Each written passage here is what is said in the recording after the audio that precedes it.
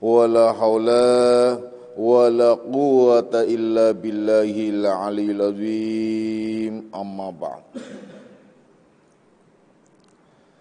Ma'asyiras salikin, kaum bapak dan kaum ibu, jamaah pesantren Akmaliyah, anak-anak rohani aku semuanya, baik yang hadir secara jasmani maupun nafsani, baik yang mendengarkan langsung di pesantren Akmaliyah maupun yang melalui radio online Akmaliyah. Insyaallah mudah-mudahan di malam hari ini kita bersama-sama mendapatkan limpahan rahmah, maghfirah serta hidayahnya, amin ya rabbal alamin.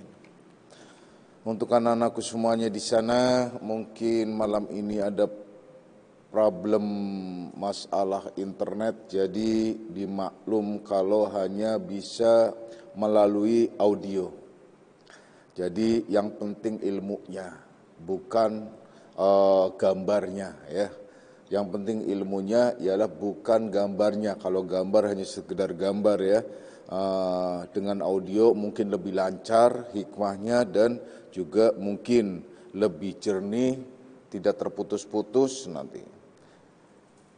Yang penting ialah kita tetap mengkaji dan energi Bapak insyaallah mengalir walau melalui frekuensi-frekuensi tertentu. Insyaallah kita golongan orang-orang yang selalu mendapatkan limpahan ampunan dari Allah Subhanahu wa taala, amin ya rabbal alamin.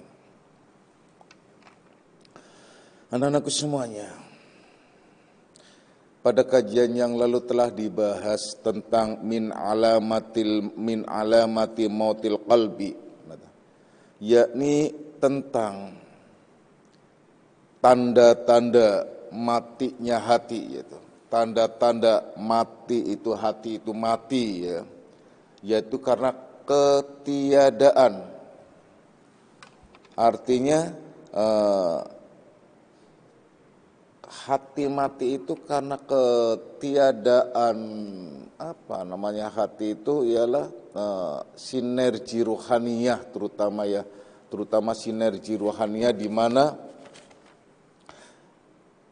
kajian-kajian pada kajian yang lalu maksudnya ialah matinya hati yang arti apa? Maksudnya itu min alamati mautil qalbi itu adamul husni ala ma fataka minal muwafiqati. Artinya begini. Jadi seperti di kajian yang lalu, yaitu tidak merasa susah, tidak merasa sedih ya. Tidak merasa galau, tidak merasa gelisah di saat berbuat atau di saat ada sebuah kegiatan yang meninggalkan segala macam kebaikan yang biasa kita lakukan. Itu maksudnya semacam itu. Jadi tidak merasa kehilangan pada saat kita meninggalkan sholat. Tidak merasa kehilangan pada saat kita yang sudah biasa puasa kemudian tidak puasa. Tidak merasa kehilangan yang biasa kita kita zakat kemudian tidak. Merasa tidak kehilangan yang biasa kita sholat malam, zikir malam kemudian tidak. Itu semacam itu.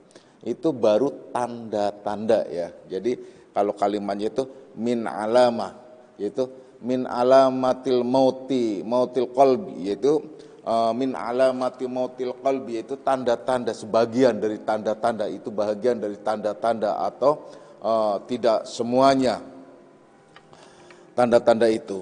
Jadi intinya ialah kita bisa melihat dan menintrospeksi ke dalam diri kita sejauh mana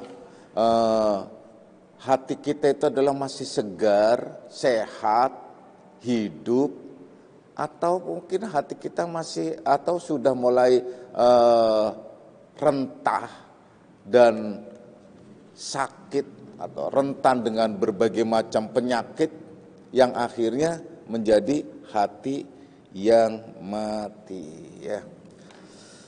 Anak-anakku semuanya, terlepas dari hati yang mati itu, mari kita lanjutkan kajian kita di dalam membahas Kalam hikmah selanjutnya ialah la ya'zumu dzambu indaka 'azamata tasudduka an husni dzanni billahi ta'ala fa inna man 'arafa rabbahu tasghara fi jambi karamihi zambahu, yakni jangan sampai terasa layak zumuz zambu, jangan sampai terasa bagimu bahwasanya kebesaran suatu, intinya begini, jangan sampai layak zumuz zambu indaka azamah. Jadi jangan sampai, artinya jangan sampai kamu merasa ya bahwasanya dosa yang besar itu ya, dapat merintangi tasudduka an husni zanni billahi ta'ala. Jadi dapat merintangi husnuzannya, jadi sangka baikmu terhadap Allah subhanahu wa ta'ala. Fa inna man arafa rabbahu tasghara fi jambi karamihi zambah. Jadi sebab siapapun yang benar-benar mengenal Allah ta'ala, maka akan menganggap kecil dosanya itu di samping keleluasaan atau kemurahan Allah subhanahu wa ta'ala. Ini kalau diterjemahkan secara harfiah, letterlek atau lafdiah, itu memang kadang-kadang kita bingung. Tapi kalau kita tundukkan dalam bahasa kita, ini sederhana sebenarnya. Begini, la ya'zumuz zambu indaka azamatan tasudduka an husni zanni billahi ta'ala, maksudnya ialah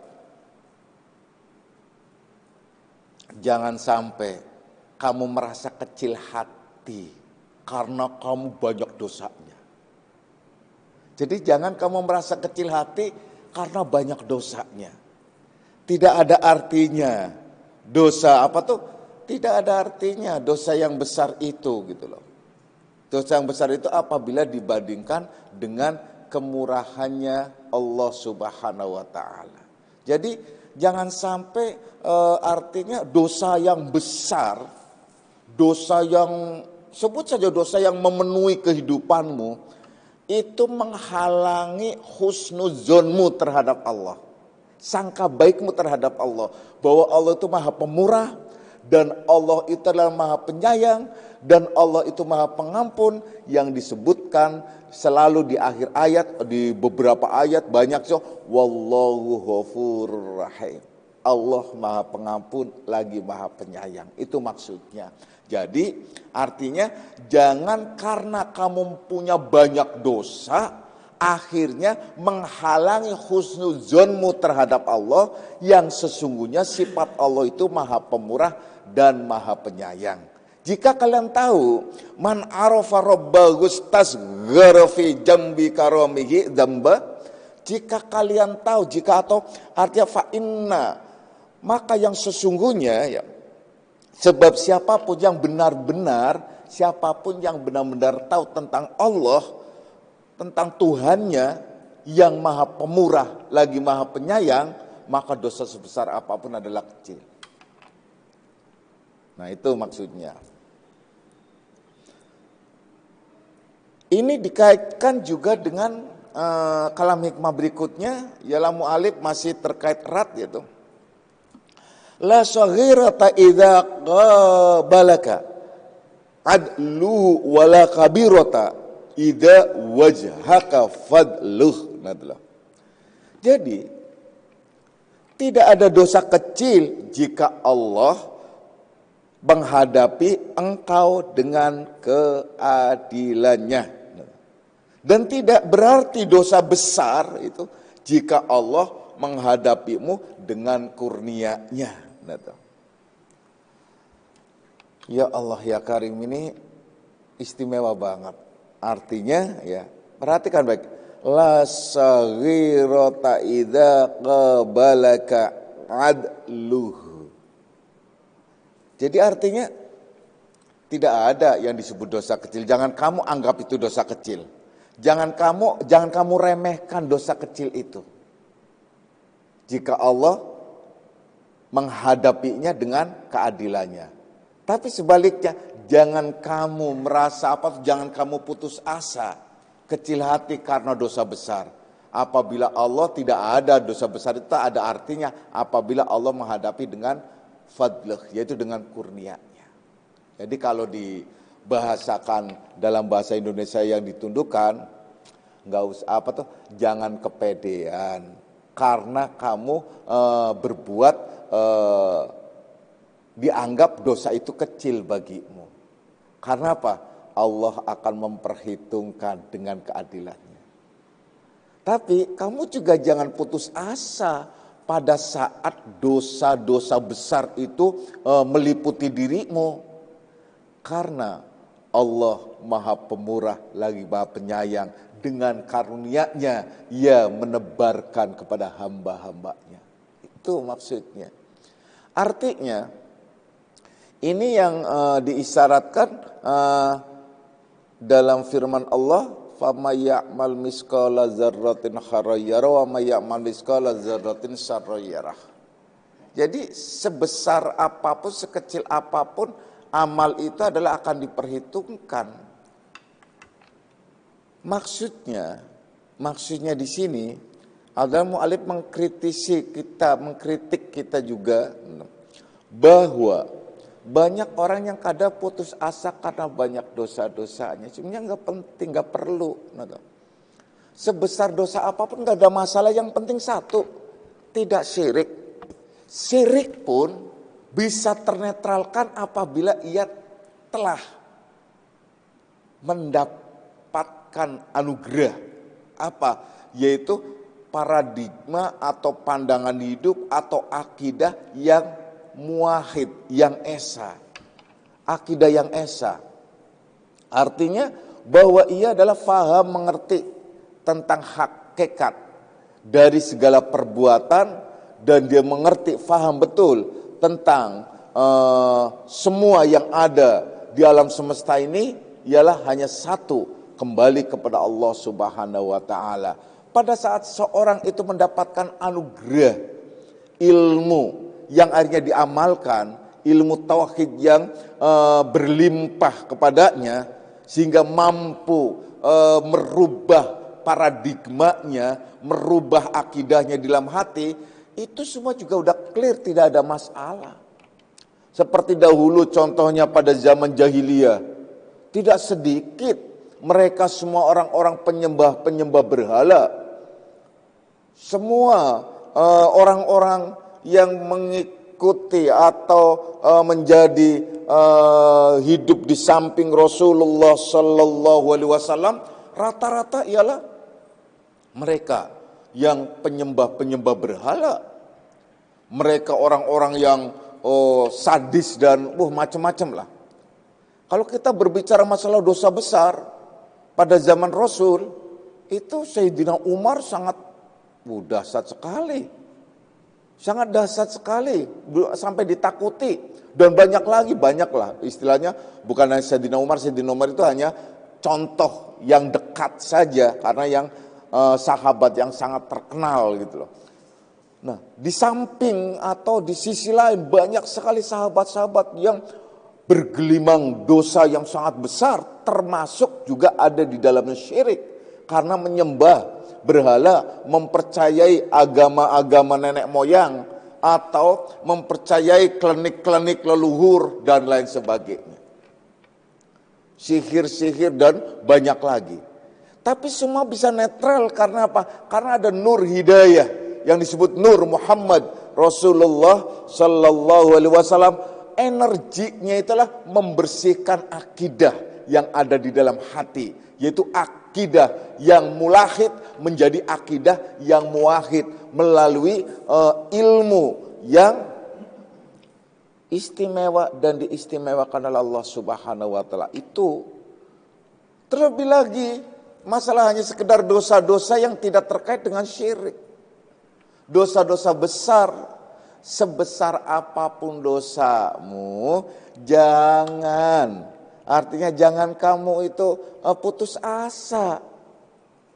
Kalau di awal ini, jadi sebesar dosa apapun yang ada padamu jangan menyebabkan husnuzonmu terhadap Allah itu hilang. Jangan menyebabkan husnuzonmu terhadap Allah itulah terhijab. Husnuzonlah, sangka baiklah terhadap Allah. Allah itu pemurah dan penyayang. Jangan kemudian beranggapan yang tidak tentang Allah itu tidak adil, tentang Allah itu macam apa dan bagaimana. Tidak, Allah itu Maha Pemurah dan Maha Penyayang. Karena di sini dijelaskan, andai saja kamu andai saja tahu bagi orang yang benar-benar telah mengetahui tentang Tuhannya, yaitu Allah Rabbul Alamin, niscaya mereka tahu bahwa Allah itu Maha Pemurah dan Maha Penyayang, di mana Allah itu akan mengampuni segala dosa apapun, dosa sebesar apapun. Jadi jangan dihiraukan, jangan dikhawatirkan. Ada beberapa contoh-contoh. Nanti Bapak jelaskan contoh-contoh tersebut. Kemudian di dalam hadis Rasulullah sallallahu alaihi wasallam pun menyatakan, la kabirata ma'al istighfari wala saghirata ma'al israri. Jadi la kabirata ma'al istighfar wala saghirata ma'al israr. Jadi tidak ada artinya dosa besar itu jika selalu kita mengistiqomahkan atau mengamalkan atau dibarengi dengan istighfar. Apakah cukup dengan astagfirullahaladzim? Mungkin kalau refleks pada saat kita melakukan yang tidak baik, yang ringan, ya oke, mungkin astagfirullahaladzim. Tapi yang dia maksud istighfar di sini ialah mohon ampunan terhadap Allah Subhanahu wa taala. Dengan kata lain, taubat. Jadi tidak ada artinya dosa besar apabila telah ditaubati. Tidak ada artinya dosa besar kalau sudah mendapatkan ampunan dari Allah. Tidak ada artinya dosa sebesar apapun kalau kita menuju kepada Allah dengan tawadhu dan mohon ampunan kepada Allah, karena Allah pasti mengampuninya. Itu apalagi dilanjutkannya, wala saghirata mal israr. Jangan kamu anggap kecil dosa itu. Artinya, dan apapun yang kamu anggap kecil, jangan kamu anggap kecil dosa itu, perbuatan itu, kalau dilakukan secara istiqomah. Maksudnya terus menerus gitu loh. Jadi sekecil apapun dosa itu, kalau dilakukan secara istiqomah, bahaya loh. Itu bahaya sekali. Itu yang dimaksud wala saghirata mal israr gitu. Apa contohnya? Anggaplah dosa yang tidak terasa itu dosa tutup aurat. Bagi siapa? Bagi kaum wanita. Atau bagi laki-laki, sama lah. Laki-laki atau wanita, itu dosa yang nyaris tidak terasa dan dianggap enteng, dianggap kecil. Karena apa? Merasa itu bukan sebuah kemaksiatan. Itu ya nanti kalau kita sudah alim banget baru deh. Ntar kalau udah tua banget baru deh. Jadi kalau udah nenek-nenek baru tutup aurat. Gak ada artinya udah nenek-nenek tutup aurat. Gak tutup aurat juga gak apa-apa kalau udah nenek-nenek sih. Gak ada yang lirik. Ya kan? Ini persoalannya. Kecuali kalau nenek-neneknya ibu, umi itu baru tuh. Nek ibu. Nenek-nenek tuh. Nah, itu baru tuh nenek-nenek tuh. Ya, tapi nenek-nenek cantik ya. Nenek-nenek cantik gitu. Jadi artinya gini, coba deh renungkan baik-baik. Renungkan baik-baik. Banyak orang yang merasa itu bukan dosa besar. Dan bolehlah kalau memang itu merasa bukan dosa besar. Tapi yang heran lagi, merasa itulah bukan sebuah perbuatan dosa yang dilakukan. Ya merasa ringan-ringan saja. Ya oke lah kalau memang itu merasa ringan. Tapi di sini disebutkan wala saghirata ma'al israr. wala saghiratan ma'al. Jadi tidak ada dosa kecil apabila dosa itu dilakukan secara terus-menerus, artinya terus-menerus. Nah, orang tutup aurat, dia nggak tutup aurat kan terus-menerus tuh. Setiap hari dijalani terus, keluar masuk kemana-mana jalan tanpa tutup aurat. Nggak sadar bahwa itulah dosa yang akhirnya menjadi, wah sangat dahsyat sekali. Kalau kalau orang-orang yang disebut istilahnya itu menyebutnya ini orang-orang yang radikal, orang-orang yang ekstrim kalau menentukan hukum itu sampai berani menyatakan yang tidak, artinya yang tidak tutup aurat atau orang yang tidak tutup aurat itu artinya gak usah disolatin gitu loh. Gak boleh disolatin gitu loh. Gak boleh disolatin, ya udah biar sholat sendiri aja gitu. Nah, itu kan repot. Itu dasar sekali dan memang ada dasarnya juga ya, dikait-kaitkannya.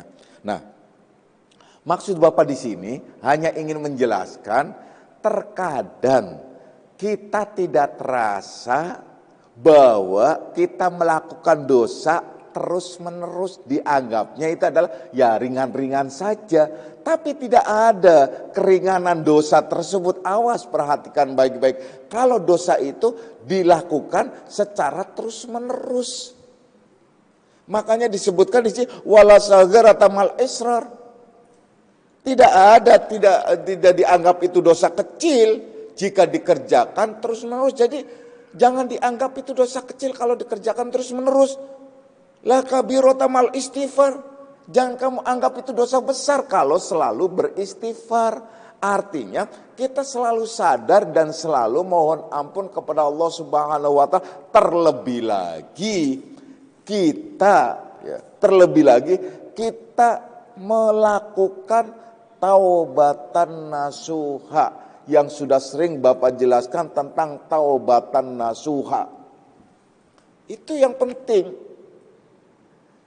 Jadi akhirnya kita tidak harus putus asa karena merasa banyak dosa. Kan kadang ada seorang salikin yang gak mau ngaji. Kenapa? Lah percuma saya ngaji, saya malu deh sama bapak, saya ngaji, saya malu sama teman-teman karena saya juga habis berbuat maksiat, masa ngaji. Justru harus habis berbuat maksiat, kenapa? Agar ternetralisir atau terbersihkan paling tidak. Ya, kalau habis gelepotan masuk ke majelis ngaji itu sama dengan mandi loh. Ya kalau gitu saya maksiat dulu deh kalau mau ngaji. Ya salah lagi. Bukan gitu juga kali. Nah, itu disengaja. Maksudnya kayak orang jalan atau main di luar, kemudian dia gelepotan karena tidak sengaja, hujan kemudian kena becek-becekan, ya pulanglah ke rumah mandi supaya bersih. Begitu juga seorang salikin. Perhatikan baik-baik, Bapak selalu nyindir pada kalian, pulang ke rumah orang tua ruhaniah kalian. Pulanglah ke rumah ruhaniah kalian. Pulanglah ke kampung ruhaniah kalian. Nah, rumah ruhaniah kalian ya boleh saja di Sragen ada rumah ruhaniah salikin salika, di di yang jauh sana Sumeneb itu juga rumah ruhaniah. Jadi setiap majelis-majelis yang di munasik-munasik yang di luar Jabodetabek itu rumah-rumah ruhaniah Akmaliyah yang mana kalian boleh datang dan pada saat kalian sedang galau, sedang udah masuk dalam sholat 2 rakaat atau zikiran atau kalian sampai ketiduran atau itu insya Allah akan menenteramkan hatimu dan sekaligus membersihkan hati dan jiwanya. Itu nanti lihat yang lainnya ngintip. Kalau ada orang yang siang-siang masuk ke majelis, tandanya habis maksiat nih. Repot lagi, ini suudzon lagi. Ya bukan berarti begitu. Orang yang namanya pulang ke rumah tuh bukan berarti karena gelepotan. Ya memang sudah waktunya harus pulang ke rumah. Ya harus mandi, harus istirahat dan lain sebagainya. Itu anak-anakku semuanya. Renungkan baik-baik. Jadi di rumah-rumah ruhaniah, bagi salikin salika itu adalah banyak di luar kota, sudah di luar Jabodetabek. Simoh ada, kemudian mana lagi Sragen Demoro ya, terus Sragen apa tuh, selain Demoro apa lagi? Sragen Utama ini, yang Sragen Utama tuh, yang apa tuh, yang daerah ini ya, apa atau Mojosongo ya, Mojosongo, Slendro, Demoro, Slendro. Nah itu kan ada, kemudian mana lagi? Ya di apa tuh, kalau di Brebes itu kan ada ya, yang belum ada Batang ya. Batang dulu ada ya. Batang ada, dulu Batang itu ada, tapi nggak tahu aktif lagi nggak tuh yang di almarhum Ustadz Taufik tuh ya, di Batang itu. Sedih juga ya, beliau adalah, tapi bagi kita, bagi kalian sedih, tapi baginya itu adalah sudah di tempat yang aman, nyaman dan enak ya. Insya Allah semua salikin salika yang sudah kembali kepada Allah itu adalah di tempat yang sangat nyaman, aman ya, di sana ya, tidak takut COVID gitu, tidak apa tuh, tidak takut gendut, tidak takut macem-macem ya, udah enak, udah nyaman gitu, udah nyaman ya. Saya lagi balapan nih sama Besan nih, sama Irwan, sama Eling nih. Nah, gede-gedean, tapi insya Allah gede kalian berdua ya. Gendut-gendutan itu. Ampun deh ya, udah kita lanjutkan lagi. Jadi rumah-rumah ruhaniyah ya, yang di luar Jabodetabek itu banyak tuh, di di Songgom juga, kemudian di Jatiroke juga ada. Itu adalah termasuk itu kayak kayak Mbak Ibrahim itu ya. Itu kemudian di Brebes Utara juga, di Fatullah itu sana juga ya.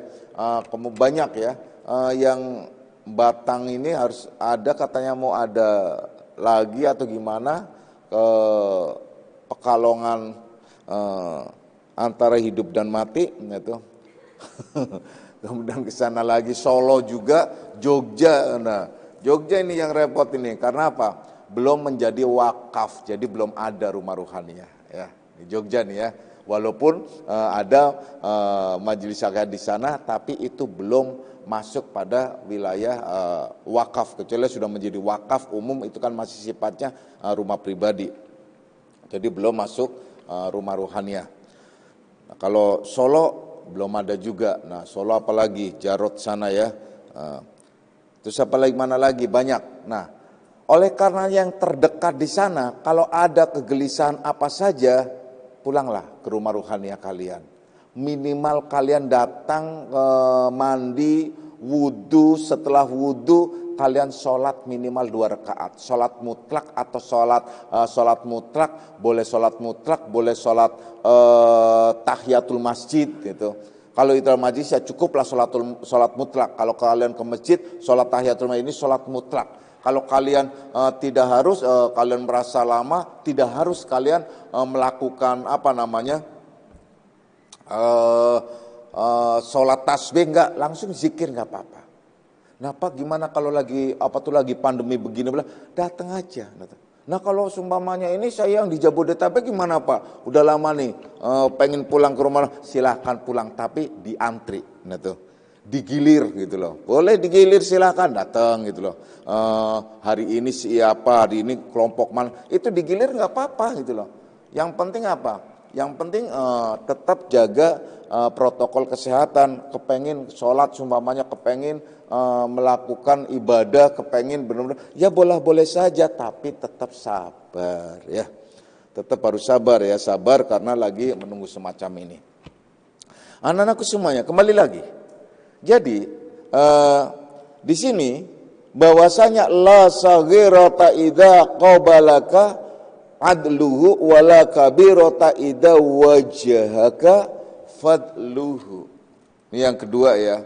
Jadi tidak ada dosa kecil jika Allah datang turun kepadamu dengan keadilannya. Nah, adluhu itu. Tapi wala kabirata idza wajhaka fadluhu. Artinya tidak ada juga dosa besar apabila Allah turun dengan kurnianya, fadlnya. Itu yang dimaksud. Jadi nggak usah khawatir, tapi juga jangan kepedean kalian merasa dosanya itu sedikit. Namun jangan putus asa juga. Jangan menyebabkan juga kalian menjadi suudzon terhadap Allah. Jangan juga kalian tertutup husnuzonnya terhadap Allah karena dosa-dosa besar.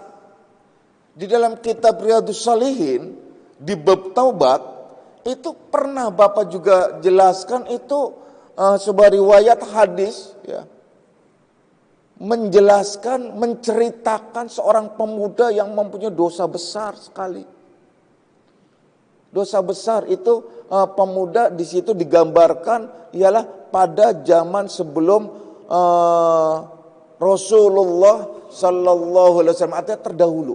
Jadi pemuda pada zaman sebelum Rasul.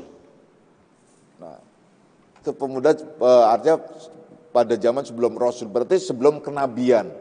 Berarti zaman jahiliyah, zaman terdahulu, zaman sebelum-sebelumnya. Itu digambarkan pemuda itu banyak sekali dosa-dosanya, bahkan dia mengakui. Karena dia udah jenuh berbuat dosa, kalau di hadis itu digambarkannya di riwayat itu ialah dia sudah melakukan pembunuhan 99 orang yang dibunuh. Kebayang gak sih 99? Saya aja motong sapi belum ada 99 kali ya. Oh udah, motong sapi kalau setiap itu adalah berapa, ya udah sih banyak sih. Kalau 10 tahun aja udah banyak ya. Nah, kita nggak bahas masalah korbannya. Itu 99 membunuh orang. Kalau diceritakan lain lagi, itu pokoknya 99 tipe dosa. Entah itu membunuh, entah melakukan berbagai macam dosa-dosa yang lain. Cuman ini digambarkannya ialah dosa yang paling besar. Dosa yang paling besar, ya kan selain syirik, ialah membunuh. Karena menghilangkan nyawa. Makanya dalam Islam, ialah ada kisos. Bunuh, ya nggak ada lagi. Jalannya kecuali ialah bunuh lagi. Kalau ada, makanya di Jazirah Arab itu sering sekali terjadi kisos tuh. Kalau udah kisos, saya yakin kalian nggak akan bisa deh lihat orang yang dia seorang hakim. Di sini seorang hakim, bahkan ada hakim, kemudian ada orang yang di di institusi di kehakiman itu orang-orang hukum semua yang orang suka suka menentukan hukum-hukum untuk persidangan selain itu mereka semua itu sengaja hadir di waktu itu di Balad ya, di Balad. Nah, itu saya juga dapat cerita juga dari Didi Supriyanto ya. Itu Didi itu. Kita itu. Nah, itu juga ada yang di Mahkamah Konstitusi itu suaminya Tumbu Saraswati waktu itu juga hadir gitu di situ lihat. Nah, kemudian ada yang lain-lain tadi. Lihat dia kepengen tahu gitu loh. Kebetulan ada hukum kisos di situ. Dan di di Jeddah itu ada masjid yang disebut Masjid Kisos. Nah itu masjidnya sih indah kalau dilihat dari jauh. Karena apa? Sebelahnya danau gitu loh. Kayak sebelah danau itu. Ada tempat panggungnya itu. Orang nunduk begitu. Dipenggal plak, gelinding. Itunya tuh, palanya gelinding di depannya, di depannya itu suaminya tuh plak, pucat soal itu tuh. Pucat mana dia yang ahli hukum, pucat dia, akhirnya lemes hampir mau pingsan, dia sampai dibawa sampai beberapa hari nggak bisa makan. Itu kan shock psikologis. Tapi kisos itu bisa batal. Walaupun sudah artinya sudah mau dilakukan, mau dieksekusi bisa jadi batal, asal ada teriakan atau dalam bentuk secari kertas yang menyatakan bahwa keluarganya itu, keluarga yang terbunuh itu memaafkan. Itu jadi batal. Walaupun itu batal, oh iya benar, udah nggak jadi. Makanya di Jazirah Arab juga ada tradisi orang-orang sebuah kumpulan, mungkin kalau di sini kayak LSM. Kayak LSM yang mengumpulkan kalau ada orang yang mau dikisos, mau kena kisos, itu ngumpulin dana. Orang-orang orang-orang kaya, orang yang mampu ngumpulin, dan seneng sih orang karena menyelamatkan nyawa itu seneng banget ngumpulin. Nah, uang itu adalah untuk nebus, memberikan kepada ahli warisnya, mau nggak memaafkan dengan memberikan hadiah ini gitu. Kalau dia bisa memaafkan, langsung berikan sana, bebas itu kisos. Itu maksudnya sampai sejauh itu. Intinya apa sih? Intinya memaafkan. Nah, yang teraniaya, yang merasa terzalimi itu memaafkan. Intinya itu. Jadi bukan berarti serta-merta kisos itu selalu harus berlaku ya. Tidak, intinya memaafkan. Termasuk hukum potong tangan yang mencuri itu akan dicari kronologinya, tidak tiba-tiba mencuri terus potong, tuh tidak. Jadi seolah-olah hukum Islam itu kejam banget, tidak. Jadi cari kronologinya dan apa yang sebenarnya itu terjadi. Kalau ini adalah sudah masuk golongan seperti kayak klepto, nah itu baru. Kalau dia adalah sebuah kebutuhan atau karena terdesak, karena terpaksa, itu bisa mendapatkan maafnya, tidak menjadikan dipotong tangannya. Kalau itu adalah menjadi pekerjaan, dan memang pekerjaan, itu kena juga seumpamanya potong tangan dan sebagainya. Dan masih banyak lagi. Jadi jangan sampai mengindikasikan atau menganggap hukum Islam itu lalu tidak adil atau kejam atau tidak semacam itu. Nah, yang Bapak akan jelaskan di sini ialah pemuda ya, yang di dalam kitab Riyadhus Shalihin yang dijelaskan bahwa pemuda itu ialah telah banyak membunuh 99 loh. Itu harus ditebus, satu nyawa aja kisosnya itu satu. Sementara dia kan 99. Nah nyawa satu, terus yang 98 harus ditebus dengan apa? Andai saja dia bisa menebus baru satu, karena dia nyawanya satu, dirinya hanya satu, berarti baru hanya satu. Dia tanya ke kiai. Kalau zaman sekarang, dulu adalah disebutkan kalau di kitab itu menyebutkan ke pendeta. Nah, tanya. Setelah tanya, kamu dosanya besar banget, gak bisa. Gak akan mungkin Allah mengampuni, dosanya besar banget. Nah, ini kalau di sekarang tuh, zaman sekarang itu kiai kemelinti namanya. Gitu. Pendetanya gak paham, gak ngerti hakikat, gak paham bahwa Allah itu Ghafurur Rahim. Berarti gak paham. Nah karena dia merasa ditolak, gak bisa, ya sudah berarti saya ahli neraka dong. Iya ahli neraka. Membunuh 99 orang ahli neraka, iya. Kalau 100 ahli neraka enggak? Sama kan? Iya, ya udah kamu saya bunuh aja. Bunuh tadi. Selesailah. Itu pendetanya hanya mati dia. Mati dibunuh. Nah, lengkaplah 100. Ya habis 99 masuk neraka. Nah, tambah satu lagi juga kan nggak mengurangi, artinya nggak ini, ya udah tambah aja sekalian tanggung katanya, tanggung. Nah itu tanggung itu nggak boleh itu sebenarnya, tanggung ya bongganya. Makanya inilah hukum itu penting sekali. Nah akhirnya dia jalan lagi, ketemulah pendeta lain yang lebih bijak dan lebih tahu, lebih paham. Setelah tanya bahkan menceritakan 99 baru genap 100 tadi. Kenapa? Tadi pendeta itu tak bunuh. Nah itu loh. Wah kaget lagi. Pendeta itu bukannya karena takut mau dibunuh. Nah, tapi dia kagetnya, wah hebat juga nih anak muda nih, berani gitu loh. Berani membunuh pendeta gitu kan. Bunuh, kalau sekarang membunuh kiai. Kebayang dong membunuh kiai. Kiai ditanya, ngomongnya ngaco dibunuh. Wah udah repot kan. Udah, nah akhirnya pendeta itu ngomong, gak usah khawatir. Allah itu Maha Pemurah dan Maha Penyayang. Jadi kalau kamu mau tobat, semua dosa akan diampuni. Wah seneng banget dengar begitu. Langsung, tapi ada syaratnya. Apa syaratnya? Pertama, kamu harus menyesali semua perbuatan yang telah kamu lakukan. Yang kedua, kamu tinggalkan tinggalkanlah komunitas, tinggalkan tempat di mana kamu telah melakukan perbuatan. Contohnya, perbuatan maksiat kamu di mana? Di Jakarta. Ya kamu jangan tinggal di Jakarta. Nah kalau saya kerja di Jakarta gimana Pak? Ya udah terpaksa. Nah itu maksudnya tinggalkan. Maksudnya bukan tinggalkan tempatnya, tinggalkan komunitasnya. Kalau kalian kerja di Jakarta, yang penting kalian tidak di komunitas di mana kalian biasa maksiat itu.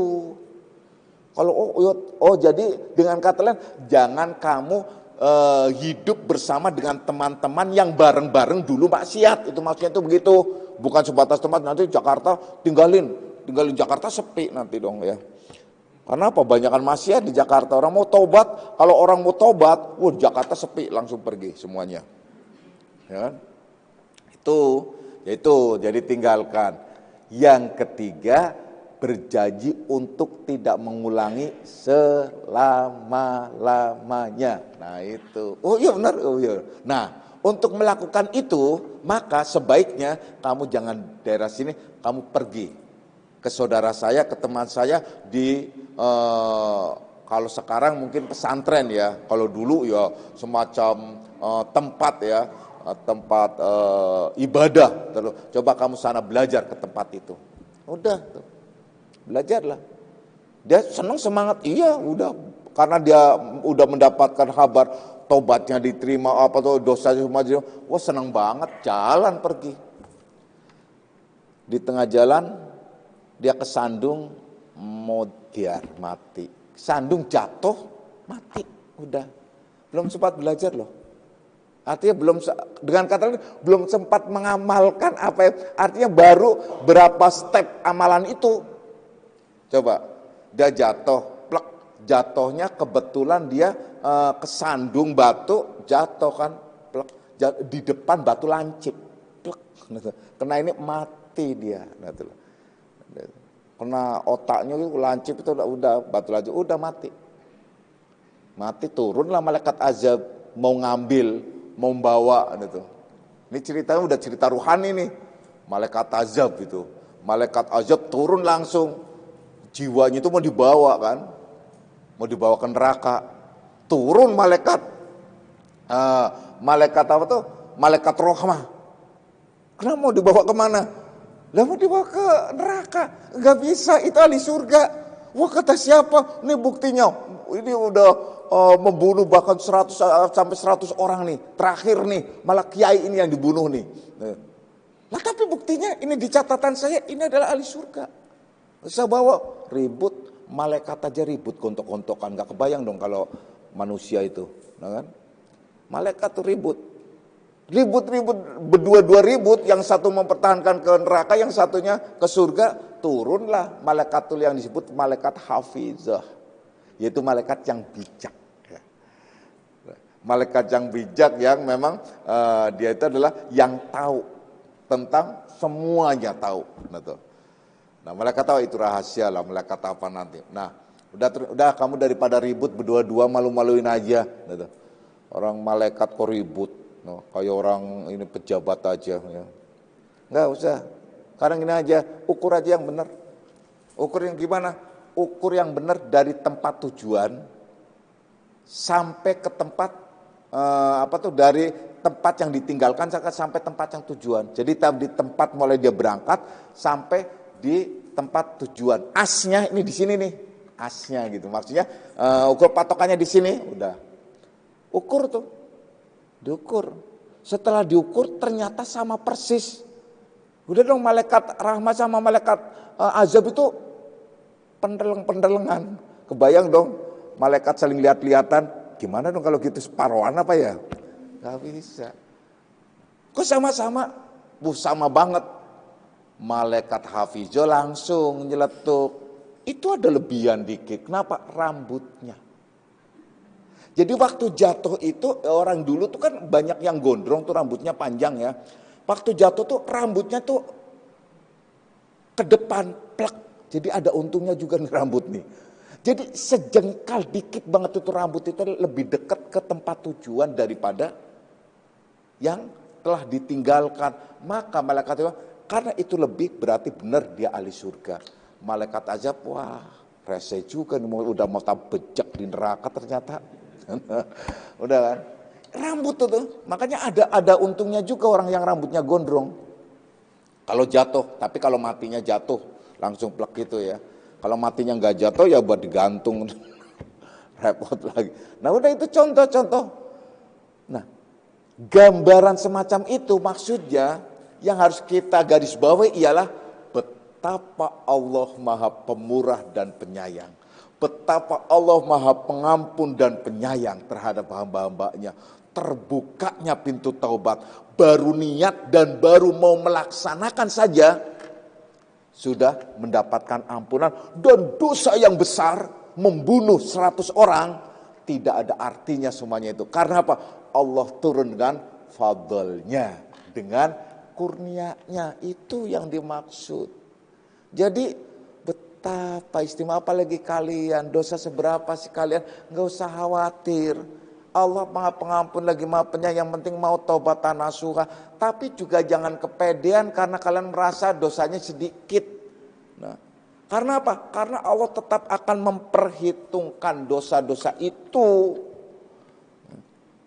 Awas loh ya, jangan sampai kalian salah pemahaman. Jadi pengertian la saghirata idza qabalaka adluhu wala kabirata idza wajhaka fadluhu. Jadi jangan kalian meremehkan dosa kecil, karena pada saat Allah itu turun dengan keadilannya, dosa kecil itu adalah tidak bisa dianggap enteng. Juga jangan kalian putus asa karena banyaknya dosa-dosa besar itu. Karena apa? Pada saat Allah turun dengan karunia-Nya, maka dosa besar itu di sisi Allah tidak ada artinya. Seperti yang tadi diceritakan. Nah, oleh karena itu, insya Allah, mudah-mudahan kita golongan orang-orang yang selalu mendapatkan rahmah dari Allah Subhanahu wa taala. Amin ya rabbal alamin. A'udzubillahi minasyaitonir rajim. Bismillahirrahmanirrahim. Raditu billahi rabban alamin dinan wa bi Muhammadin nabiyya.